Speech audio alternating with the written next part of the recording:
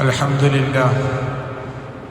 لله نحمده ونستعينه ونستغفره ونؤمن به ونتوكل عليه ونعوذ بالله من شرور أنفسنا ومن سيئات أعمالنا من يهده الله فلا مضل له ومن يضلل فلا هادي له ونشهد أن لا إله إلا الله وحده لا شريك له ونشهد أن سيدنا محمدا صلى الله عليه وعلى آله وأصحابه وأتباعه وبارك وسلم تسليما كثيرا أعوذ بالله من الشيطان الرجيم بسم الله الرحمن الرحيم واذكر في الكتاب مريم إذ انتبذت من أهلها مكانا شرقيا فاتخذت من دونهم حجابا فأرسلنا إليها روحنا فتمثل لها بشرا سويا قالت إني أعوذ بالرحمن منك إن كنت تقيا قال إنما أنا رسول ربك لأهب لك غلاما زكيا قالت أنى يكون لي غلام ولم يمسسني بشر ولم أك بغيا قال كذلك قال ربك هو علي هين ولنجعله آية للناس ورحمة منا وكان أمرا مقضيا صدق الله العلي العظيم وصدق وبلغ رسوله النبي الكريم وعلى آله وأصحابه وسلم وبارك وسلم تسليما كثيرا أما بعد അല്ലാഹു സുബ്ഹാനഹു വ തആല നമ്മയെല്ലാം അനുഗ്രഹിക്കുമാറാകട്ടെ. അവൻ്റെ വിശുദ്ധമായ ഖുർആൻ അനുസരിച്ച് ജീവിക്കുകയും ജീവിപ്പിക്കുകയും ചെയ്യുന്ന യഥാർത്ഥ സജ്ജനങ്ങളുടെ കൂട്ടത്തിൽ അല്ലാഹു തആല നാം ഏവരെയും ഉൾപ്പെടുത്തുമാറാകട്ടെ. അല്ലാഹുവിൻ്റെ വിശുദ്ധമായ ഖുർആൻ നമ്മൾ നേരത്തെ പറഞ്ഞു, അല്ലാഹു തആല സ്വാലിഹീങ്ങളുടെ, നബിമാരുടെ, അവരുടെ കാലഘട്ടങ്ങളിൽ ജീവിച്ചിരുന്ന ഔലിയാക്കന്മാരുടെ, ആരിഫീങ്ങളുടെ ചരിത്രം വിശുദ്ധമായ ഖുർആനിൽ വിശദീകരിക്കുന്നത് അല്ലാഹു തആല നമ്മളെ പ്രോത്സാഹിപ്പിക്കാനാണ്, നമ്മളെ പ്രേരിപ്പിക്കാനാണ്. വിശുദ്ധമായ ഖുർആനിലൂടെ പറയുന്ന കാര്യങ്ങളൊന്നും ജീവിതത്തിൽ കൊണ്ടുവരാൻ വലിയ പ്രയാസമോ ബുദ്ധിമുട്ടോ ആണെന്ന് ധരിച്ചിരിക്കുന്നവരോട് അല്ല, നിങ്ങൾക്ക് എളുപ്പമാണ് എന്ന് മനസ്സിലാക്കാൻ അല്ലാഹു തആല ഇതുപോലെയുള്ള ചരിത്രങ്ങൾ വിശാലമായി വിശദീകരിക്കും. അതിൽപ്പെട്ട ഒരു ചരിത്രമാണ് മറിയം അലൈഹിസ്സലാം. അള്ളാഹുവിൻ്റെ ഔലിയാക്കന്മാരിൽപ്പെട്ട, വിലായത്തിൻ്റെ മർത്തബയിൽപ്പെട്ട, അള്ളാഹു വിശുദ്ധമായ ഖുർആനിൽ പേരെടുത്തു പറഞ്ഞ മറിയം അലൈഹിസ്സലാം. വിശുദ്ധമായ ഖുർആനിൽ അള്ളാഹു തആല 3 തലമുറയുടെ ചരിത്രം പറയുന്നുണ്ട്. മറിയം അലൈഹിസ്സലാമയുടെ മുമ്പുള്ളതും മറിയം അലൈഹിസ്സലാമിൻ്റെ ശേഷമുള്ളതും. മറിയം അലൈഹിസ്സലാമിൻ്റെ മാതാപിതാക്കളുടെ ചരിത്രവും അല്ലെങ്കിൽ അവരുമായി ബന്ധപ്പെട്ട സൂചനയും, മറിയം അലൈഹിസ്സലാമയുടെ ചരിത്രം വിശാലമായിട്ടും അതിനുശേഷം മറിയം അലൈഹിസ്സലാമയുടെ മകനായ മറിയമിന് ഈസ അലൈഹിസ്സലാമയുടെ ചരിത്രവും അല്ലാഹു തആല വിശുദ്ധ ഖുർആനിൽ വിശദീകരിക്കുന്നുണ്ട്. ഈസാ നബി അലൈഹിസ്സലാമിന്റെ ചരിത്രം വിശദീകരിക്കുന്നത് പോലെ തന്നെ അല്ലാഹു തആല വിശാലമായി മറിയം അലൈഹിസ്സലാമയുടെ ചരിത്രവും വിശദീകരിക്കുകയാണ്. ഫലസ്തീനിൽ അല്ലാഹു തആല ബൈത്തുൽ മുഖദ്ദസിന്റെ ഇമാമായിട്ട് ആ സമയത്ത് അല്ലാഹു തെരഞ്ഞെടുത്ത മഹാനായ സക്കരിയ നബി അലൈഹിസ്സലാം.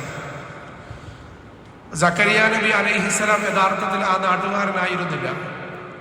ആ നാട്ടിൽ വരികയും അവിടുത്തെ ഇമാമാവുകയും ആ നാട്ടിലെ തന്നെ ദീനിയായ നല്ല പാരമ്പര്യമുള്ള ഒരു കുടുംബത്തിൽ നിന്ന് വിവാഹം കഴിക്കുകയും ചെയ്തു. സുലൈമാൻ നബി അലൈഹിസ്സലാമിന്റെ പരമ്പരയിൽ വരുന്ന, മൂസാ നബി അലൈഹിസ്സലാമിന്റെയും ഹാറൂൻ നബി അലൈഹിസ്സലാമിന്റെ ഒക്കെ പരമ്പരയിൽ വരുന്ന ഒരു കുടുംബം. ആ കുടുംബത്തെ അറിയപ്പെടുന്നത് ആലു ഇമ്രാൻ. അതായത് അന്ന് സാധാരണ നമ്മുടെ ഇടയിലൊക്കെ കുടുംബ പേര് അറിയപ്പെടുന്നത് കഴിഞ്ഞു പോയ ഏതെങ്കിലും വാപ്പയുടെ വാപ്പായുടെ പേരുമായിട്ടോ അല്ലെങ്കിൽ ആ കാലഘട്ടത്തിൽ ജീവിച്ചിരുന്ന ആരെങ്കിലും ഒക്കെ ആയിട്ട് ചേർത്തായിരിക്കും പറയുന്നത്. പക്ഷേ ഈ കാലഘട്ടത്തിൽ ജീവിച്ചിരുന്ന അവരുടെ ഇടയിൽ നല്ല മഹാരഥനായ ഒരു മനുഷ്യന്റെ പേരിലേക്ക് ചേർത്തായിരുന്നു ആ കുടുംബത്തെ അന്ന് അറിയപ്പെട്ടിരുന്നത്. നമ്മളുടെ ഇടയിലും അങ്ങനെയുണ്ട്. പെട്ടെന്ന് ചില ചെറുപ്പക്കാർ പ്രസിദ്ധരാകും. അവരുടെ നല്ല ഗുണങ്ങൾ കൊണ്ടും നല്ല സ്വഭാവങ്ങൾ കൊണ്ടുമൊക്കെ നാട്ടിൽ പെട്ടെന്ന് പ്രായമുള്ള ആൾക്കാരെക്കാളും പ്രസിദ്ധരാകും. എന്നല്ല, പലപ്പോഴും മകന്റെ പേരിലായിരിക്കും വാപ്പയെയും വാപ്പയെയും അറിയപ്പെടുന്നത്. അങ്ങനെ ഒരുപാട് ആൾക്കാരുണ്ട്.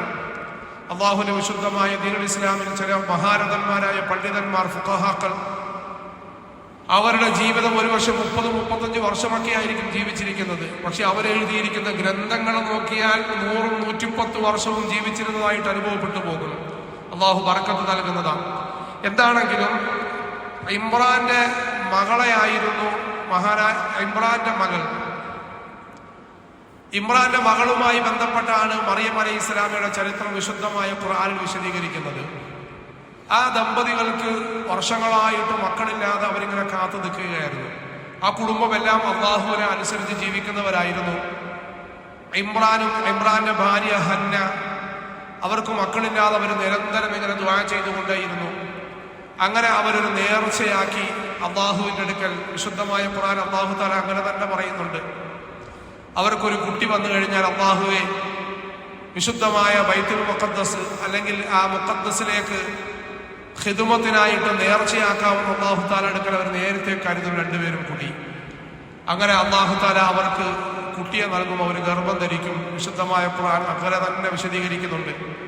وإني نذرت لك ما في بطني محررا وإذ قالت امرأة عمران رب إني نذرت لك ما في بطني محررا فتقبل مني إنك أنت السميع العليم.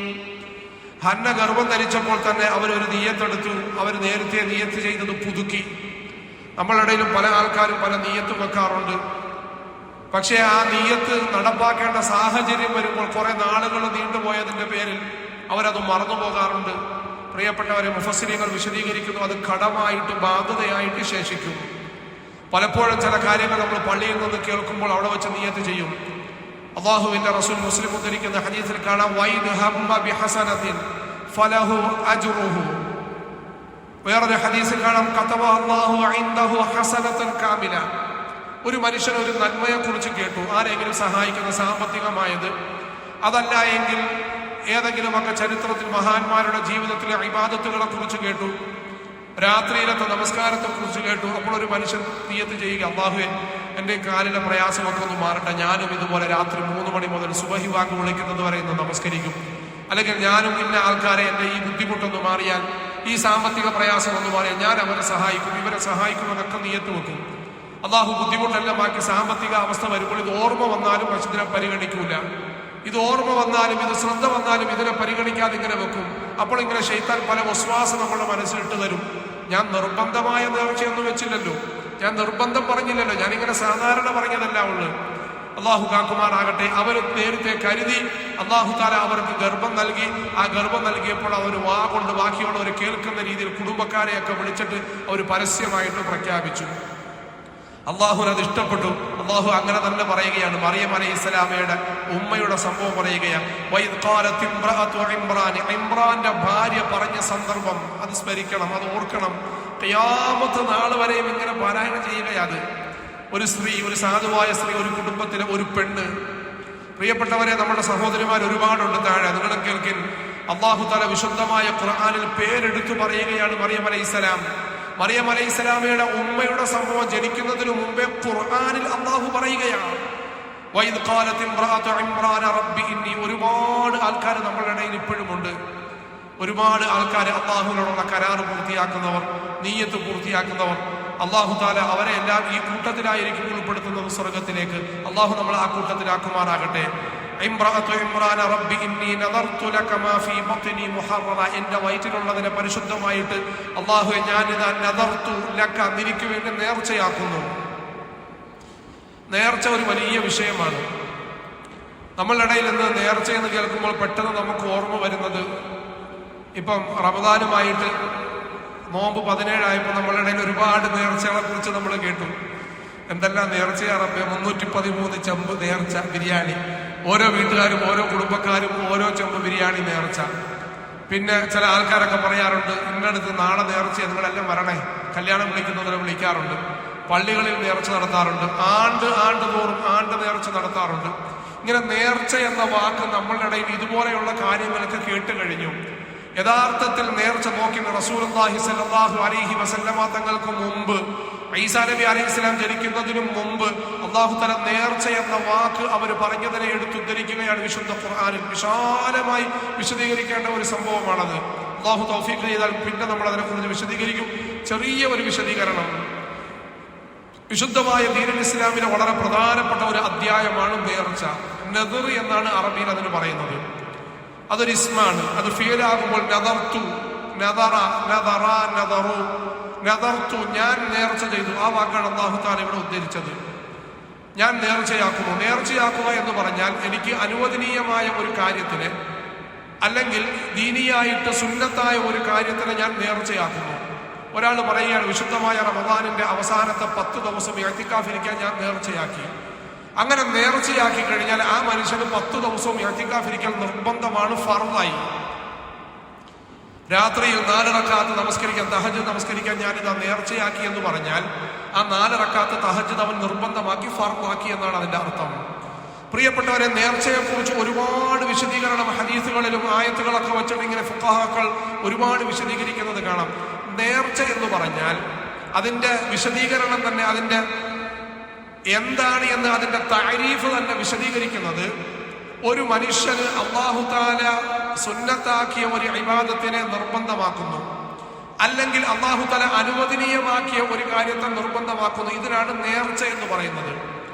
അല്ലാഹു തആല നിഷിദ്ധമാക്കിയ ഒരു കാര്യത്തെ ഒരു മനുഷ്യൻ നേർച്ചയാക്കിയാൽ അതിനെ 2ആയിട്ട് വിഭജിക്കുകയാണ് ഫുഖഹാക്കൾ. ഒന്നുകിൽ കറാഹത്തായ ഒരു കാര്യം, അല്ലെങ്കിൽ ഹറാമായ ഒരു കാര്യം നേർച്ചയാക്കിയാൽ അത് നേർച്ചയാകുകയില്ല, അത് നേർച്ചയാകൂല, അവൻ വീടേണ്ട ആവശ്യവുമില്ല. മറ്റേത് കടമായിട്ട് കിടക്കും. ഒരു മനുഷ്യന് ഇത്ര രൂപ കൊടുക്കാമെന്ന് നേർച്ചയാക്കി, കുടുംബത്തിൽപ്പെട്ട ഒരു സാധുവായ മനുഷ്യൻ ഇത്ര കൊടുക്കാമെന്ന് നേർച്ചയാക്കി, അത് ഫർളായി. അങ്ങനെ നേർച്ചയാക്കി ആ നേർച്ച വീട്ടുന്നതിന്റെ ഇടയിൽ സാമ്പത്തികമായിട്ട് ഈ മനുഷ്യൻ സ്വന്തമായിട്ട് ബുദ്ധിമുട്ടിലായി വീട്ടാൻ പറ്റിയില്ല, പക്ഷെ അത് കടമായിട്ട് ശേഷിക്കും. സമ്പത്ത് അല്ലാഹു തആല നൽകിയാൽ ആ മനുഷ്യൻ കടം വീട്ടണം, ഫർളാണ്, നിർബന്ധമാണ്, സക്കാത്ത് പോലെ. ഇതിനാണ് നേർച്ച എന്ന് പറയുന്നത്.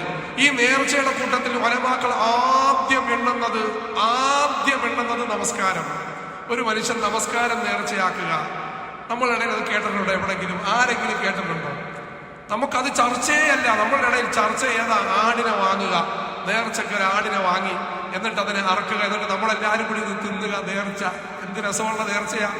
വീട്ടുകാരെ കുടുംബക്കാരെയൊക്കെ വിളിക്കും, രുചിയുള്ള ആഹാരം ഉണ്ടാക്കി, ബിരിയാണി ഉണ്ടാക്കി നമ്മളെല്ലാം തിന്നും. നേർച്ച അത് കുറച്ചുകൂടെ വിപുലമാകുമ്പോഴത്തേക്ക് നാട്ടിലുള്ള ഒരുപാട് ആൾക്കാർ വാങ്ങും. ഈ റമദാനുമായി ബന്ധപ്പെട്ട് നമ്മളിങ്ങനെ കണ്ടതാണ്.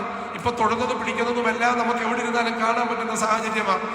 ഓരോ മഹല്ലുകാരും വാശിയോടുകൂടി 313 പൂർത്തിയായി. ഉസ്താദ് വിശദീകരിക്കുകയാണ്. രണ്ടാമത്തെ 313 പൂർത്തിയാക്കാൻ പറ്റുമോ? അപ്പൊ ആവേശത്തോടുകൂടി ഞാൻ 5 ആള്, ഞാൻ 10 ആള്, ഓരോരുത്തരും നേർച്ചയാക്കുകയാണ്. എന്നിട്ട് അതിനെ കൊണ്ട് ആരുടെ പേരിലാണ് അതിനെ അറക്കുന്നത്?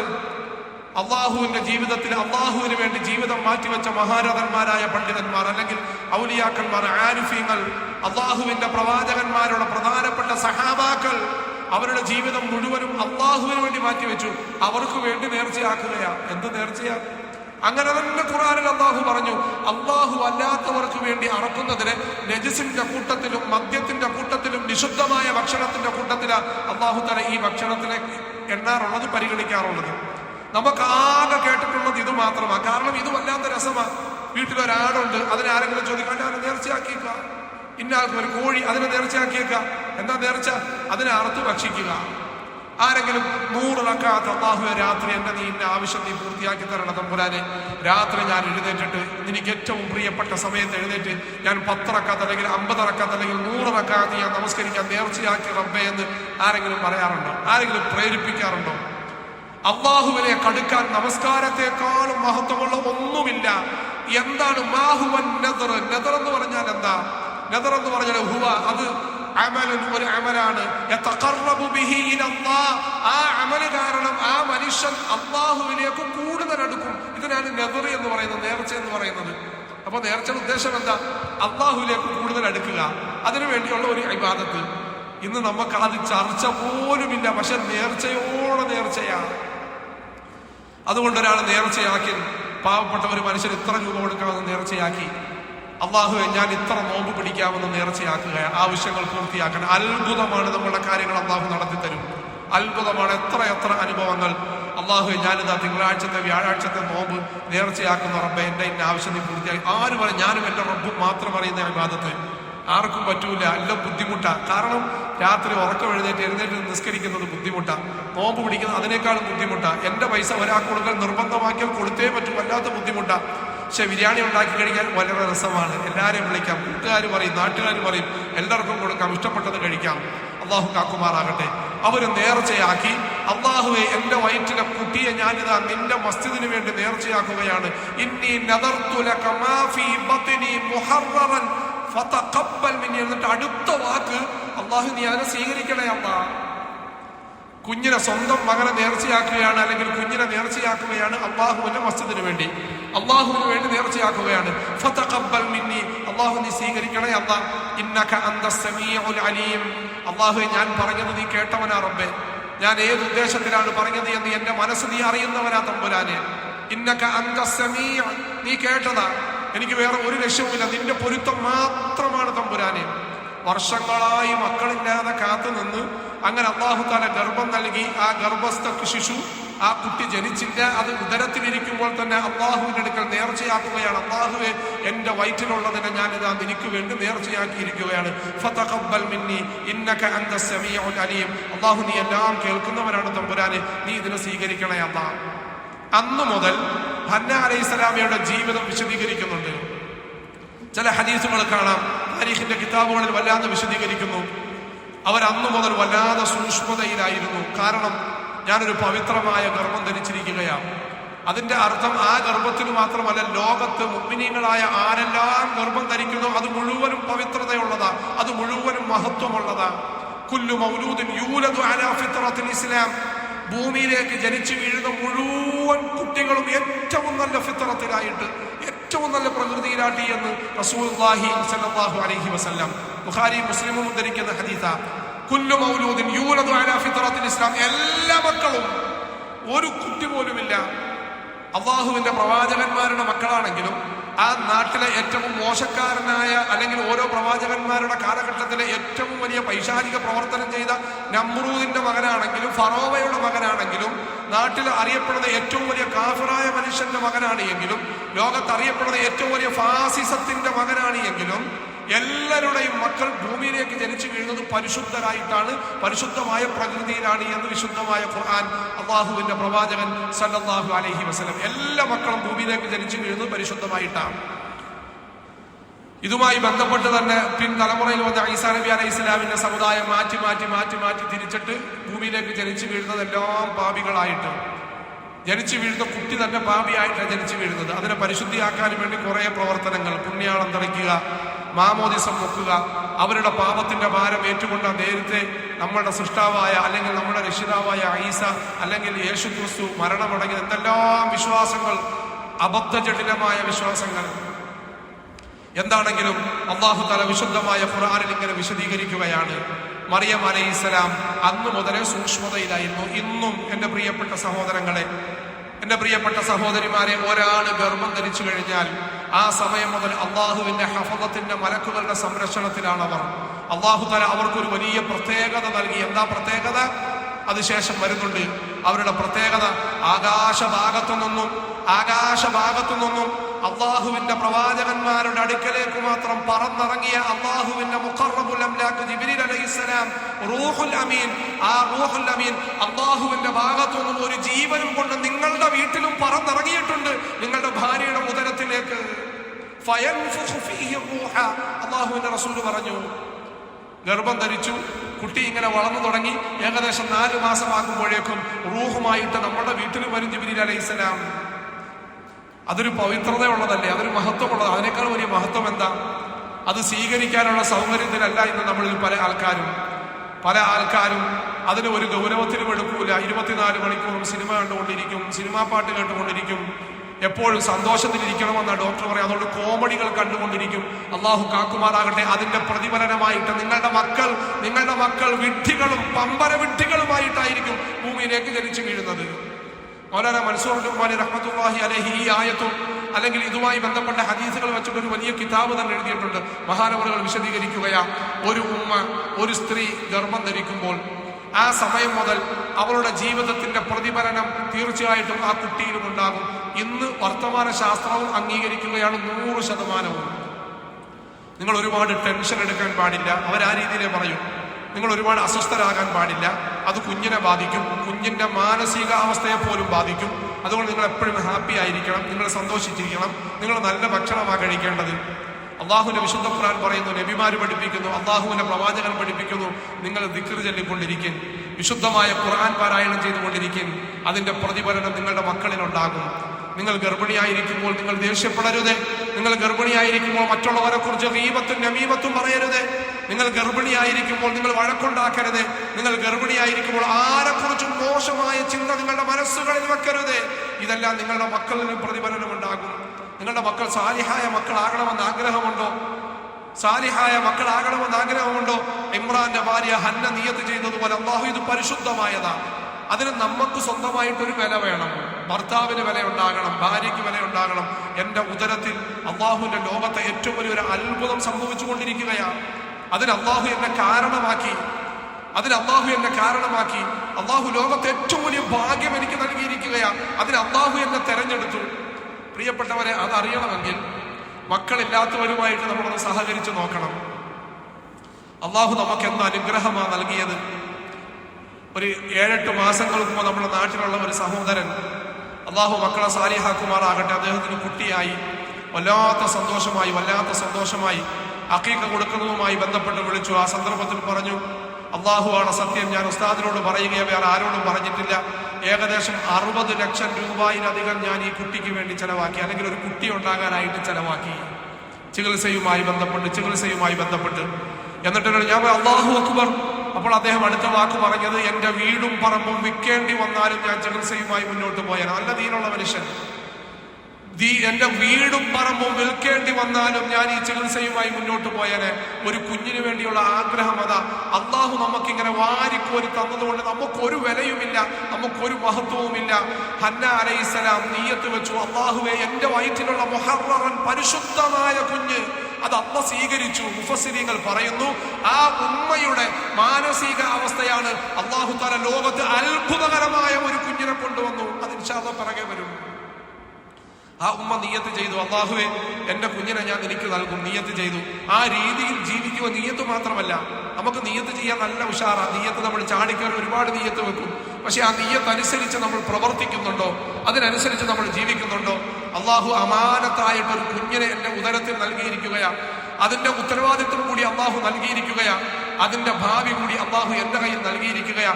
അതുകൊണ്ട് ആ കുഞ്ഞ് സാലിഹാകണമെങ്കിൽ മഹാനവറുകൾ വിശദീകരിക്കുന്നു, നിങ്ങൾ ഒരു മിഠായി പോലും നിഷിദ്ധമായത് ഭക്ഷിക്കരുതേ. കാരണം അല്ലാത്തപ്പോഴും ഭക്ഷിക്കാൻ പാടില്ല, ഇപ്പോൾ പ്രത്യേകിച്ചും. കാരണം എന്താ? ഭൂമിയിലേക്ക് പരിശുദ്ധമായ കുഞ്ഞ് വരണമെന്ന് നിങ്ങൾ ആഗ്രഹിക്കുന്നുണ്ടോ? ഹറാമായ ഭക്ഷണം കഴിക്കാൻ പാടില്ല. ഹറാമായ 1 രൂപയുടെ ഒരു മിഠായി പോലും നമ്മളുടെ ഉദരത്തിലേക്ക് പോകാൻ പാടില്ല. എന്റെ കുഞ്ഞിന്റെ അതിന്റെ അസറും അതിന്റെ പ്രതിഫലനവും ഉണ്ടാകാൻ പാടേയില്ല. എല്ലാവർക്കും പരാതിയാ, മക്കളനുസരിക്കുന്നില്ല. പ്രിയപ്പെട്ടവരെ, അതിന്റെ അടിസ്ഥാന കാരണം നമ്മൾ അനുസരിക്കാത്തത് കൊണ്ടാ. നമ്മൾ അള്ളാഹുവിനെ അനുസരിച്ചില്ല മക്കളുടെ വിഷയത്തിൽ. അള്ളാഹു നമുക്ക് തിരുത്താനുള്ള ഭാഗ്യം തരുമാറാകട്ടെ. അള്ളാഹു നമ്മുടെ മക്കളെ എല്ലാം സാലിഹായ മക്കളാക്കുമാറാകട്ടെ. അങ്ങനെ സൂക്ഷ്മതയോടുകൂടി ദിക്റിലായിട്ട്, നമസ്കാരത്തിലായിട്ട്, സലാത്തിലായിട്ടും കഴിഞ്ഞു. അങ്ങനെ അവർ പ്രസവിക്കുന്ന സംഭവം വിശുദ്ധ ഖുർആൻ ഫലമ്മാ വദഅത്ഹാ ഖാലത് റബ്ബി ഇന്നി വദഅത്ഹാ ഉൻസാ, സങ്കടത്തോടുകൂടി വിഷമത്തോടുകൂടി പറഞ്ഞു ഫലമ്മാ വദഅത്ഹാ. അവർ പ്രസവിച്ച സന്ദർഭം, പ്രസവിച്ചപ്പോൾ പ്രസവിച്ചത് പെൺകുഞ്ഞായി പോയി. ആണാണെന്ന് വിചാരിച്ചാണ് പള്ളിക്ക് വേണ്ടി നേർച്ചയാക്കിയത്. പക്ഷെ പ്രസവിച്ചതോ പെൺകുട്ടിയാ. ആ സന്ദർഭത്തിൽ അവർ ഇന്നി വദഅതുഹാ ഉൻസ, അള്ളാഹു ഞാൻ പെൺകുഞ്ഞിനെയാണല്ലോ പ്രസവിച്ചത്. വേറൊരു കാര്യം കൂടി അള്ളാഹു പഠിപ്പിക്കുകയാണ്. എത്ര വലിയ കാര്യത്തിന് വേണ്ടിയാണ് എങ്കിലും നിങ്ങൾ ചെയ്യാൻ പോകുന്നത് വലിയ മഹത്വമായ ഒരു കാര്യത്തിന് വേണ്ടിയാണ് എങ്കിലും ആ മഹത്വമായ കാര്യം അള്ളാഹു ഇഷ്ടപ്പെട്ടതുമാണ്, പ്രിയപ്പെടുന്നതുമാണ്. എങ്കിലും നിങ്ങൾക്കൊരിക്കലും ഒരു കാര്യത്തെയും ഉറപ്പിക്കാൻ പറ്റൂല. ഞാനൊരു കച്ചവടത്തിന് വേണ്ടി പോകുകയാണ്, ഇൻഷാ അള്ളാഹ് അത് നടന്നാൽ 1 ലക്ഷം രൂപ ലാഭം കിട്ടാൻ സാധ്യതയുണ്ട്. ആ 1 ലക്ഷം രൂപയെ ഞാൻ അള്ളാഹുവിന്റെ പള്ളിക്ക് നൽകും, അല്ലെങ്കിൽ ഇന്നടത്ത് നൽകും. അങ്ങ് ഉറപ്പിച്ചു കിട്ടുമെന്നുള്ളത് അള്ളാഹു പറയാൻ നിങ്ങൾക്ക് ഉറപ്പിക്കാൻ പറ്റൂല. ഇൻഷാ അള്ളാഹ്, ഇൻഷാ അള്ളാഹ് അള്ളാഹു ഉദ്ദേശിച്ചാൽ. അള്ളാഹു ഇവിടെയും പഠിപ്പിക്കുകയാണ്, ആൺകുട്ടിയാണ് പള്ളിക്ക് ഖിദ്മത്ത് ചെയ്യാൻ, പള്ളിക്ക് വേണ്ടി നേർച്ചയാക്കിയാണ്, ആൺകുട്ടിയാകുമെന്നുള്ള പ്രതീക്ഷയിലാണ് നേർച്ചയാക്കിയത്. ആൺകുട്ടിയാണ് എന്ന് അവരിങ്ങനെ ധരിച്ചു നിൽക്കുക. കാരണം എന്താ? അള്ളാഹുവിന്റെ പള്ളിക്ക് വേണ്ടി നേർച്ചയാക്കിയിരിക്കുകയാണ്, ബൈത്തുൽ മുഖദ്ദസിന് വേണ്ടി.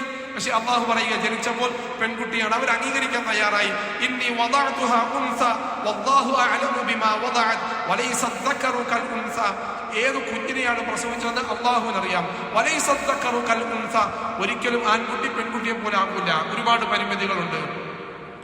ആൺകുട്ടികളും പെൺകുട്ടികളും തമ്മിൽ ഒരുപാട് പരിമിതികളുണ്ട്. അതിന്റെ അർത്ഥം ആണിനേക്കാളും പെണ്ണ് ചെറുതാണെന്നോ മോശമാണെന്നോ അല്ല. അങ്ങനെ പല ആൾക്കാരും തെറ്റിദ്ധരിക്കാറുണ്ട്. വിശുദ്ധമായ ദീനുൽ ഇസ്ലാമുമായി ചേർത്ത് പറയുമ്പോൾ സ്ത്രീകളുമായി ബന്ധപ്പെട്ട പല വിഷയങ്ങളും വളരെ ഗൗരവത്തിൽ ആധികാരികമായി കർക്കശ സ്വരത്തിൽ പറയുന്നത് കൊണ്ട് വർത്തമാന കാലഘട്ടത്തിലെ പാശ്ചാത്യ ജീവിത സംസ്കാരം നല്ലതാണ് എന്ന് പ്രൊമോട്ട് ചെയ്യുന്ന മുസ്ലിം നാമധാരികൾ, അല്ലാത്തവർ നമുക്ക് വിഷയമല്ല, അവർ പറയും സ്ത്രീകളോട് അവജ്ഞ കാണിക്കുന്നു. അല്ല പ്രിയപ്പെട്ടവരെ, അള്ളാഹുവിന്റെ റസൂല് പറയുന്നു, സ്ത്രീകൾ ചെയ്യുന്ന ചില കാര്യങ്ങൾ, സ്ത്രീകൾക്ക് വേണ്ടി അള്ളാഹു തആല ഏൽപ്പിച്ചു കൊടുത്ത ചില ഉത്തരവാദിത്തങ്ങൾ, അത് ഭൂമിയിൽ ഒരു പുരുഷനെ കൊണ്ടും പറ്റൂല. ഭൂമിയിൽ ഒരു പുരുഷനെ കൊണ്ടും പറ്റൂല. പുരുഷന്റെ മേൽ ഏൽപ്പിച്ച ചില ഉത്തരവാദിത്തങ്ങൾ അത് ഭൂമിയിൽ ഒരു പെണ്ണിനെ കൊണ്ടും പറ്റൂല. പറ്റും എന്ന് സ്ഥിരപ്പെടുത്താനും വേണ്ടി വർത്തമാന കാലഘട്ടത്തിന്റെ വൃത്തികെട്ട സംസ്കാരത്തിന്റെ ഭാഗമായി ചിലരൊക്കെ ശ്രമിച്ചു നോക്കി അവസാനം ആത്മഹത്യകളിലേക്കും സമൂഹത്തിൽ നിന്നും ഒറ്റപ്പെട്ടു പോകുന്ന അവസ്ഥകളിലേക്കും പോകുന്നത് നമ്മൾ കണ്ടുകൊണ്ടിരിക്കുകയാണ്. അതിന്റെ ഒന്നും വിശദീകരണത്തിന് ആവശ്യമില്ല. അവർ പറയും വലൈസ ദക്കറു കൽ ഉൻസ. പെണ്ണ് ആണിനെ പോലല്ല, ആണ് പെണ്ണിനെ പോലല്ല. വഇന്നി സമ്മൈതുഹാ മറിയം. ആ കുഞ്ഞിനെ ഒരു പേര് വെച്ചു മറിയം. സാക്ഷാൽ മറിയം അലൈഹിസ്സലാം അവിടെ ജനിക്കുകയാണ്. ആ ഗർഭസ്ഥമാകുന്നത് മുതൽ അള്ളാഹുവിന്റെ മഹത്വത്തിലും പവിത്രതയിലുമായി സൂക്ഷ്മതയിലായിട്ട് അവർ ഗർഭം ആ കുഞ്ഞിനെ സൂക്ഷിച്ചു കൊണ്ടുവന്നു. അള്ളാഹുവിന് നിഷിദ്ധമായതൊന്നും ജീവിതത്തിൽ വരാതെ പവിത്രമായി സൂക്ഷിച്ചു കൊണ്ടുവന്നു. അങ്ങനെ ആ സമയമായി, ആ മുഹൂർത്തമായി പ്രസവിച്ചു. ആ കുഞ്ഞിനെ അവർ പേര് വെച്ചു മറിയം എന്ന് പേര് വെച്ചു.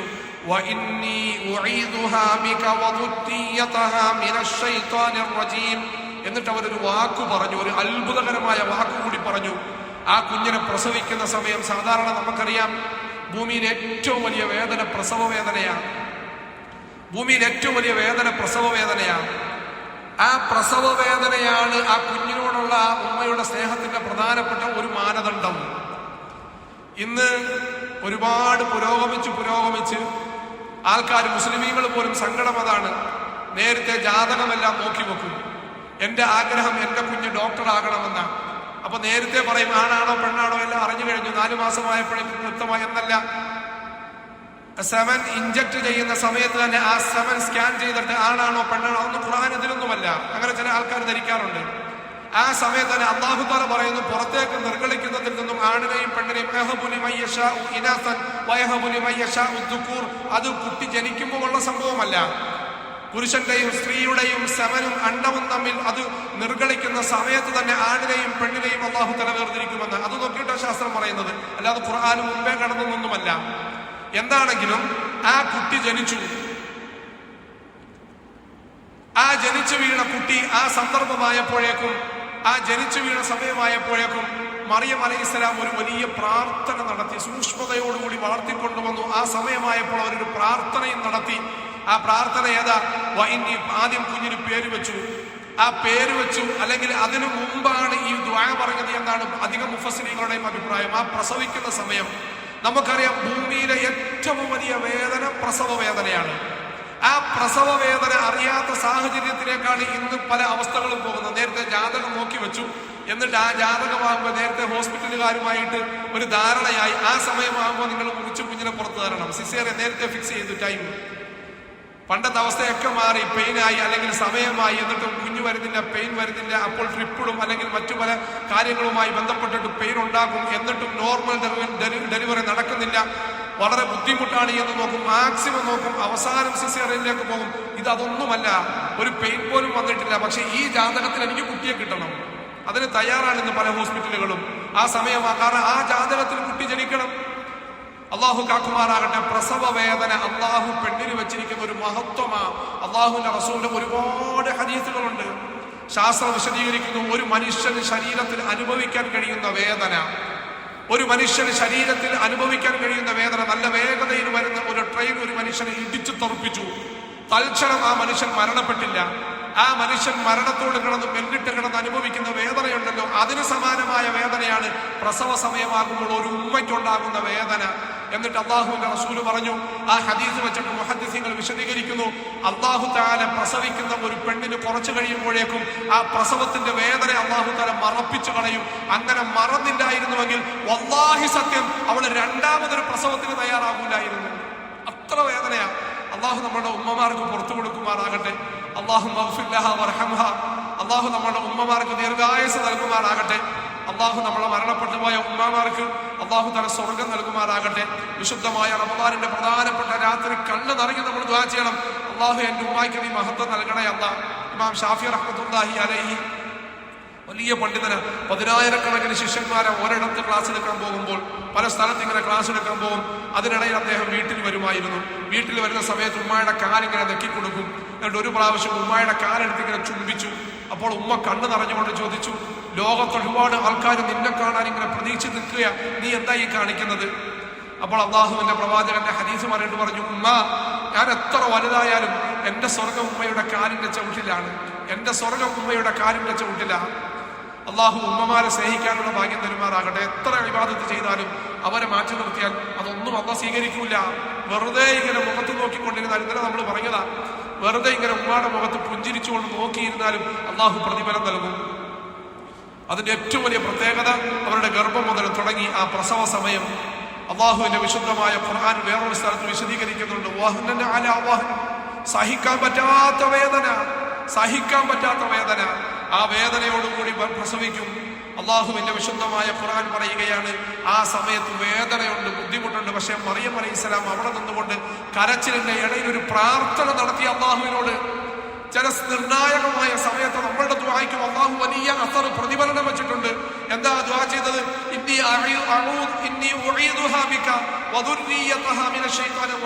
അള്ളാഹുവേ, ശൈത്താന്റെ ഉപദ്രവത്തെ തൊട്ട് ഈ കുഞ്ഞിനെ നീ കാക്കണേ അല്ലാഹ്.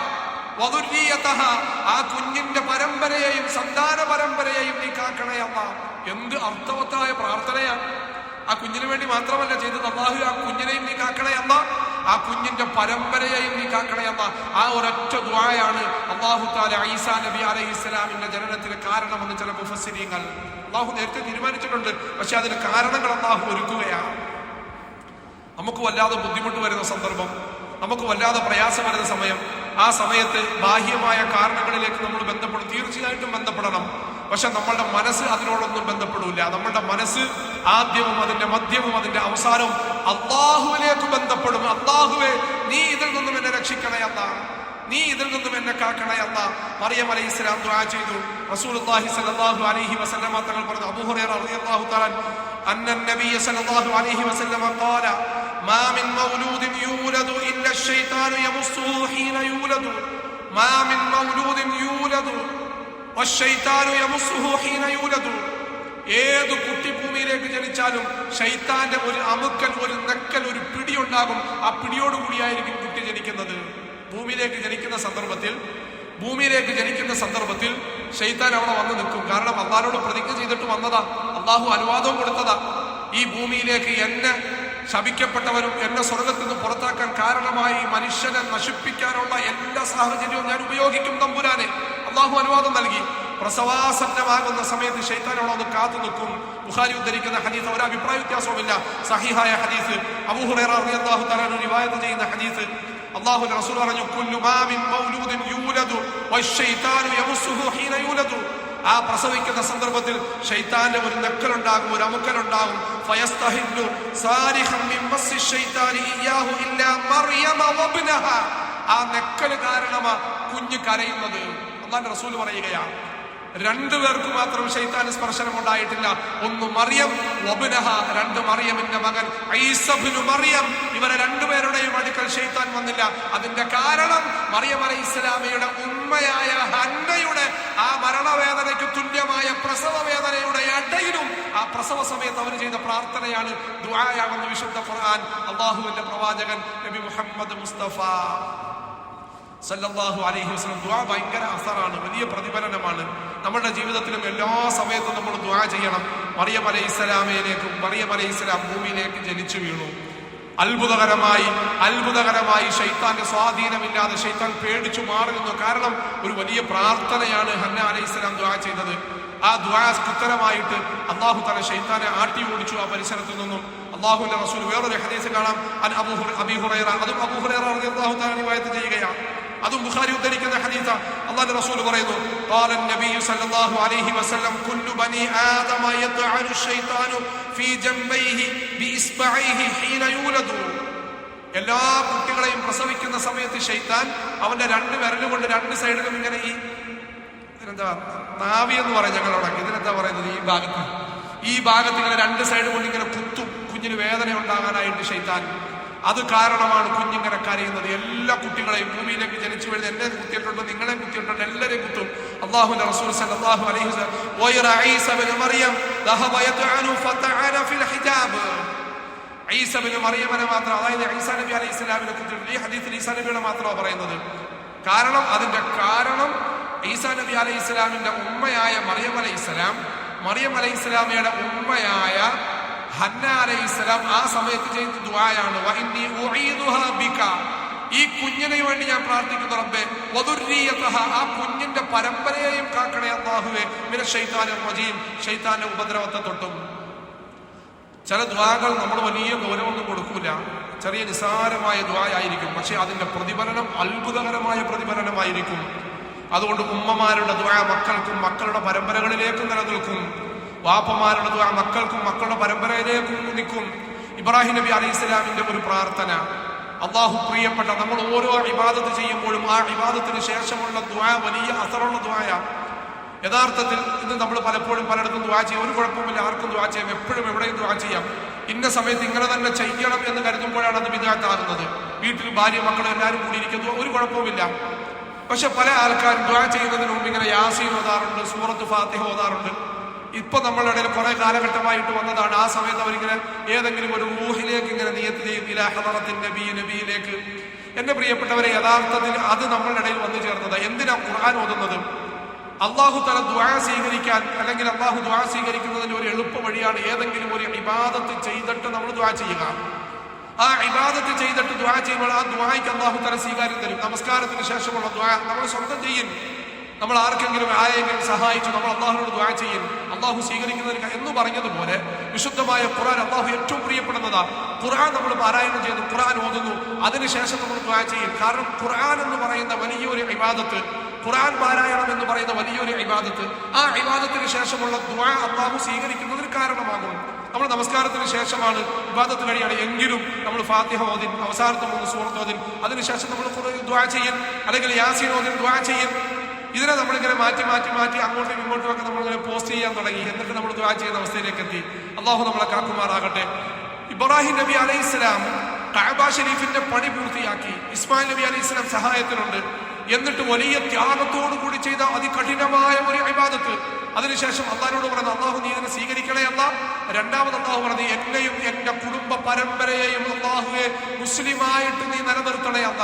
അതിന്റെ ഫലമാണ് പിന്നീട് വന്ന മുഴുവൻ നബിമാരും ഇബ്രാഹിം നബി അലൈഹിസ്സലാമിന്റെ മക്കളുടെ പരമ്പര. ആ പരമ്പരയൊന്നും പുറത്തു പോയിട്ടേ ഇല്ല. എല്ലാവരും പിന്നീട് വന്നത് ഇസ്മായിൽ നബി അലൈഹി ഇസ്ലാമിന്റെ, ഇസ്ഹാഖ് നബി അലൈഹി ഇസ്ലാമിന്റെ പരമ്പരയിലാണ് ബാക്കിയുള്ള മുഴുവൻ നബിമാരും വന്നേക്കുന്നത്. വേറെ ഒരൊറ്റ പരമ്പരയിലേക്കും പോയിട്ടില്ല. ഇബ്രാഹിം നബി അലൈഹി ഇസ്ലാമിന്റെ ആ ദുആയാണ്. അതുകൊണ്ട് മാതാപിതാക്കളുടെ ദുആ ചെറുതല്ല. അള്ളാഹുവിന്റെ റസൂൽ പറഞ്ഞു, മാതാപിതാക്കളുടെ ദുആ ഒരു മറയുമില്ലാതെ അള്ളാഹു സ്വീകരിക്കും. അതുപോലെ തന്നെ മാതാപിതാക്കളുടെ ശാപ ബദ്ദുവ, അവർക്ക് ഉപദ്രവം ഉണ്ടാകണേ എന്ന് പറയുന്ന പ്രാർത്ഥനയും അള്ളാഹു ഒരു മറയുമില്ലാതെ സ്വീകരിക്കും. നിസാരമായ വിഷയങ്ങൾക്ക് വേണ്ടി പലപ്പോഴും ഉമ്മമാരും വാപ്പമാരും മക്കളെ രാകാറുണ്ട്, ശപിക്കാറുണ്ട്. എൻ്റെ പ്രിയപ്പെട്ടവരെ, അള്ളാഹുവിന്റെ റസൂൽ പറഞ്ഞു പാടില്ല. അള്ളാഹു ചിലപ്പോൾ സ്വീകരിച്ചാൽ അത് കഠിന കഠോരമാകും, പിന്നീട് നമുക്ക് തന്നെ അത് സങ്കടമാകും, നമുക്ക് തന്നെ അത് പ്രയാസമാകും. അതുകൊണ്ട് ഒരു കാരണവശാലും ഒരു വസ്തുവിനെ നമ്മൾ ശപിക്കാൻ പാടില്ല. പ്രത്യേകിച്ച് മക്കളെ. അവർക്ക് വേണ്ടി നമ്മൾ ദുആ ചെയ്യണം, അവർക്ക് വേണ്ടി നമ്മൾ ദുആ ചെയ്യണം, അവർക്ക് വേണ്ടി നമ്മൾ ദുആ ചെയ്യണം, അവരുടെ പരമ്പരയ്ക്ക് വേണ്ടി നമ്മൾ ദുആ ചെയ്യണം. അതിന് വലിയ അസറുണ്ട്, അതിന് പ്രതിഫലമുണ്ട്. അതിന്റെ ഏറ്റവും വലിയ തെളിവാണ് ഇതൊക്കെ. അത്ഭുതകരമായ വ്യക്തികളെ അള്ളാഹു ഭൂമിയിൽ കൊണ്ടുവന്നതിന്റെ കാരണം ഒരു പാവപ്പെട്ട ഉമ്മയുടെ ഒരു ചെറിയ പ്രാർത്ഥന, ഒരു പാവപ്പെട്ട വാപ്പയുടെ ഒരു ചെറിയ പ്രാർത്ഥന. അള്ളാഹു തആല നമുക്ക് നമ്മുടെ ജീവിതത്തിന്റെ എല്ലാ സാഹചര്യത്തിലും ആത്മാർത്ഥമായി ദുആ ചെയ്യാനും എല്ലാവർക്കും വേണ്ടി നന്മയ്ക്ക് വേണ്ടി ദുആ ചെയ്യാനുമുള്ള ഭാഗ്യം അള്ളാഹു നമുക്ക് നൽകുമാറാകട്ടെ. നമ്മുടെ എല്ലാ ഇബാദത്തുകളെയും അള്ളാഹു സ്വീകരിക്കുമാറാകട്ടെ. ചെറുതും വലുതുമായ എല്ലാ അമലുകളെയും അള്ളാഹു സ്വീകരിക്കുമാറാകട്ടെ. ഇൻഷാ അല്ലാഹ് ബാക്കി നാളെ നമ്മൾ ചർച്ച ചെയ്യും. അള്ളാഹു നമ്മളെ സ്വീകരിക്കുമാറാകട്ടെ.